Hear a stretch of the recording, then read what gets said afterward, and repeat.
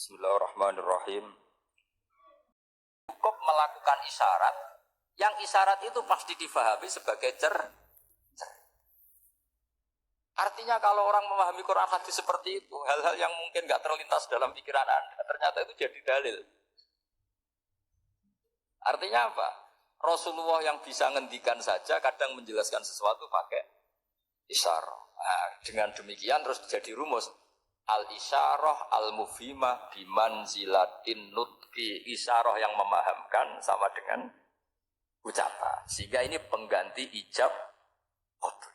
Itu cara-cara memahami istihad, memahami Quran dan hadis. Caranya gimana? Kita harus belajar ulumul Quran. Ya, perangkat yang dipakai seluruh dunia termasuk kitab Itqan dan kitab Syajaratul Ma'arif itu yang saya kaji dan dikaji seluruh ulama di dunia. Karena saya tidak biasa ngaji tanpa kitab yang perlu kita kaji. Saya sendiri itu bisa seperti ini ya barokahnya kitab-kitab itu. Jadi gak terlintas tapi ya tadi. Rasulullah yang bisa ngendikan saja sering iktifa, sering alap cukup dengan apa? Isyarah. Oh kalau gitu berarti al-isyarah bimanzilatin nutqi. Isyarah itu sama dengan ijab dan qabul. Apalagi ini orang akhros, orang bisu yang nggak bisa ngomong. Lalu kalau tolak kayak apa, kalau nikah kayak ya, tapi Imam Bukhari itu uniknya tadi bikin judul babu sihati tolakil akhros, kemudian cerita anak wa kafilul yatim. Nah, itu kalau orang kan nggak sambung, ini sambungnya di mana? Kemana cerita anak yatim? Ternyata kata kuncinya kahata ini seperti ini dan orang paham sangat sangat. Makanya hati-hati dengan isyarah karena kalau itu betul mengganti lafaz, berarti Anda kalau nyon sewu melafatkan tolak terganti isyarah, ya agak masalah gitu. Tapi semoga enggak lah. Istri satu kok dicerai nanti, enggak punya istri nanti malah repot. Tapi ini kan saya cerita ilmu saja. Ya saya cerita apa? Cerita.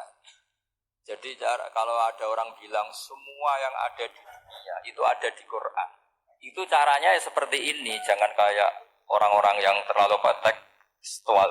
Karena kalau seperti ini pasti semua ada di dunia itu ada di Quran. Karena cara pemahamannya seperti ini. Saya sering ditanya kenapa bumi ada likuifaksi macam-macam. Memang dari Quran bayangannya Quran seperti itu. Amin tuman fis sama ayyaksifa bikumul ardo fa idza hiya tamur. Memang dari awal Allah bikin bumi ini potensinya malah likuifaksi. Potensinya itu melumer. Tamur itu memang maknanya melumer. Dan ketika Allah nyifati bumi wal ardi dzati sod pun maknanya pecah. Dan Allah tidak sekedar mengatakan pecah, dzati sod sifat dasar bumi itu mudah pecah. Jadi kalau dzati itu sifat dasar. Jadi meskipun Quran tidak meneliti spesifik kayak para ahli gempa, tapi dari awal Allah ngendikan bumi dzatis sod wal ardi dzatis sod. Bumi adalah berkarakter pecah. Kenapa berkarakter pecah? Karena dari awal bumi ini lempengan-lempengan. Di Qurannya dijelaskan gitu. Wa fil ardi qita'um mutajawirat. Bumi ya kelihatannya banyak, kelihatan satu, sebetulnya dari qit'ah, dari potongan. Lah qit'ah itu jamaknya qita'. Terus disebut mutajawirat, saling berdampingan. Kalau dalam bahasa Arab berdampingan itu berarti sel-selnya beda. Kalau bahasa Arab bilang sesuatu yang bercampur namanya mukhalatah, jadi satu. Kalau yang beda jenis namanya mujawarah. Nah, Al-Quran itu bilang wafil ardi qita'um mutajawirat. Bumi ini karakternya perpotongan-potongannya karakternya beda. Sehingga memang potensinya bumi ini hancur. Apalagi dari awal memang dipersiapkan mau dihancurin. Makanya gak usah takut kiamat, memang rencana Tuhan mau dihancurin. Makanya sanggup takwa saja. Kalau ingin menghentikan penghancuran ini tidak bisa. Itu sudah dalam rencana Tuhan pasti di. Makanya kalau orang sufi ditanya, kenapa tidak bangun rumah? Bukan aja mau rencana ngancurin bumi, kok usah rumah tak tahan nanti juga hancur. Tapi kalau di Islam kota saya ngomong gitu kan dia apa ini orang nggak jelas ini. Padahal yang kedonyan itu yang nggak jelas sebetulnya. Tapi ini saya cerita jadi supaya UII ya, yang didirikan ulama-ulama. Saya masih ingat ketika Profesor Zaini cerita, Pak Zaini, saya ini kan kiai, saya tidak punya gelar apa kok, jangan minta bantuan ini. Katanya Pak Zaini dulu UI ya didirikan banyak kiai dan sebagian pendirinya juga nggak punya gelar. Tapi mendingan nggak punya gelar manfaat daripada punya gelar nggak manfaat. Malah problem. Tapi ya nggak masalah, sudah ada manfaat, tidak punya gelar malah repot lagi. Sudah cara berpikir gitu saja sudah. Pokoknya sementing semuanya baik apa saja. Jadi nanti setelah sampean mengkaji ulumul Quran ya tadi seperti yang dikatakan apa Imam Syafi'i itu gampang sekali. Kenapa gampang? Karena fa'innal uqula muttarratun ila qabulil haq. Akal ini pasti dipaksa untuk menerima kebenaran. Kayak saya berkali-kali ditanya sama seorang kiai, kenapa sih Gus masalah la ilaha illallah kok sampai Nabi ngendikan wa inzana wa insaraq. Siapapun yang melafadzkan la ilaha illallah Muhammadur Rasulullah itu suatu saat pasti masuk surga. Meskipun dia pernah zina, pernah maling. Itu jelas teks hadis di Bukhari, di Muslim. Wa inzana wa insaraq. Meskipun zina dan ini bukan berarti Nabi melegalkan perzinahan, enggak. Ma'adzallah, enggak akan terjadi. Nabi melegalkan berzina. Tapi Nabi ingin ngendikan begini. Absolutisme kebenaran itu tidak terganggu oleh kesolehan dan kefasikan. Karena kebenaran absolut siapapun akan ngomong seperti itu. Saya berkali-kali nyontohkan, Rektor Al-Azhar akan bilang 1 tambah 1, 2. Lonte ya bilang 2, koruptor ya bilang 2, KPK ya bilang 2, 01 ya bilang 2, 02 ya bilang 2. Karena absolutisme kebenaran. Dan Nabi itu ingin mengatakan bahwa Allah Tuhan ini kebenaran sejati. Sehingga siapapun yang melafadzkan sah. Jika orang yang kafir 70 tahun sekali melafadzkan syahadat sah. Tidak usah begini.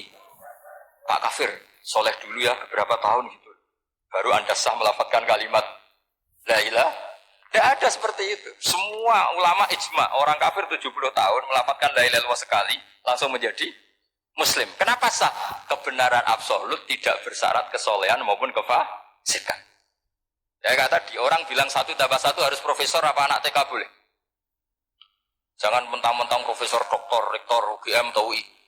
Tadi anak kecil bilang berapa 1 tambah 1? 2. Udah tak bilang 4. Tidak bisa.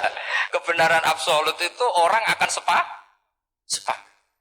Nah Quran itu termasuk kebenarannya absolut. Maka harusnya siapapun bisa memahami Quran. Termasuk orang yang sebelum Islam. Sekarang saya tanya ke sampean, ketika Umar masuk Islam karena dengar Quran, itu dulu dengarnya apa dulu Islamnya? Dulu dengarnya, dan dia paham. Wa ma huwa min kalamil basar, ini tidak mungkin omongan manusia seindah ini. Karena mudah difahami Quran. Nah sekarang enggak, karena ada sistem akademik. Itu terus orang macam-macam urutannya. Jadi repot sekarang. Kalau kata tafsir At-Tabari lebih ekstrim lagi. Itla yuqalu masalan ifham bima la aqlala. Orang-orang kafir ini kan, orang-orang kafir Mekah ini kan Rasulullah jadi nabi ini kan semua orang masih kafir. Enggak ada mahasiswa UI, enggak ada orang NU, enggak ada orang Muhammadiyah. Semuanya orang kafir, semuanya masih kafir. Terus Nabi membawa Quran, maka khitab pertama itu bukan ya ayuhan nahdiyun, ya ayuhal muhammadiyun. Khitab pertama kul ya ayuhal kafirun, karena pendengarnya semuanya kafir. Dan itu mereka paham. Tapi nanti soal hidayat nomor 2, tapi mereka itu yang jelas. Sehingga banyak orang kafir yang menjadi muslim karena mendengar Al-Quran. Jadi ini penting diketahui karena kebenaran itu milik siapa saja dan akan mudah difahami. Kayak tadi, kalau 1 tambah 1 2 itu rektor ya bilang 2, anak TK ya bilang 2, musuh kamu ya bilang 2, kamu atas nama sentimen dengan musuh pun tetap bilang. Nah di sini kadang Nabi ngendikan mangqala la ilaha illallah dakhalal jannah wa inzana wa insaraq. Proporsinya seperti itu, bukan berarti Nabi melegalkan zina, bahwa kalimat ini kalimat yang kebenarannya absolut sehingga siapapun sah mengatakan itu, meyakini itu meskipun punya masa lalu seperti. Jadi jangan salah makna terus Nabi melegalkan, tidak sama sekali. Jadi saya mohon ini dijadikan satu ilmu, bahwa ilmu adalah tetap apa? Jika ada ayat kulil ladzina kafaru iyantahu yughfar lahum ma qad salah. Katakan kepada orang-orang kafir sekali menghentikan kekafirannya yughfar lahum ma qad salah, maka kekafiran di masa lalu dia hilang dan dia hanya dengan status yang sekarang yaitu seorang mukmin. Karena dia disahkan melafadzkan la ilaha. Makanya pernah ada cerita, ini penting saya utarakan. Ada orang kumpul kebo, singkat cerita, kumpul kebo lelaki sama perempuan. Suatu saat Nabi dikasih tahu sama tetangganya, ya Rasulullah, orang yang biasa kumpul kebo itu sekarang sudah nikah. Jawabannya Nabi unik. Alhamdulillah, kira-kira gitu kalau bahasa Indonesia. Qad kharaja min sifahin ila nikahin. Dia sudah keluar dari tradisi zina, sekarang dia sudah dengan kehormatan nikah. Maksudnya gini, Kalau malam Senin dia belum nikah, kumpulnya kan masih kumpul kebo bertahun-tahun. Paginya dia nikah, malamnya kumpul sudah kumpul sunnah karena sudah nikah. Jadi tak sama seperti itu. Kalau dia belum melafalkan kalimat tauhid, ya statusnya dia kafir. Sekali melakukan kalimat tauhid, ya statusnya dia muslim atau mukmin. Sama. Ketika hubungan intim tanpa nikah namanya sifah perzinaan. Sekali nikah ya namanya sunnah. Jadi semudah itu. Dan Nabi tidak tanya macam-macam. Mau ngendikan qad kharaja min sifahin ila nikah.